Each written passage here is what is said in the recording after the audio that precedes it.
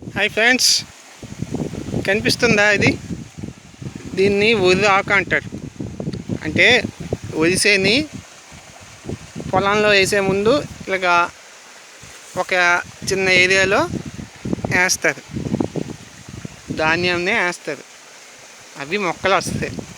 అప్పుడు ఒక 20 days తర్వాత మొత్తం పొలం మొత్తాన్ని సర్దుతారు. దాన్ని వరిసేని అంటారు. ఫస్ట్ ఇవి ఆకులు రావాలి, విత్తనాలు వేసి ఆకులు రావాలి. నెక్స్ట్ ఇంకో ప్రాసెస్ ఉంది. ఇలా కాకంటే మొత్తం పొలం మొత్తం నీళ్ళు కట్టేసి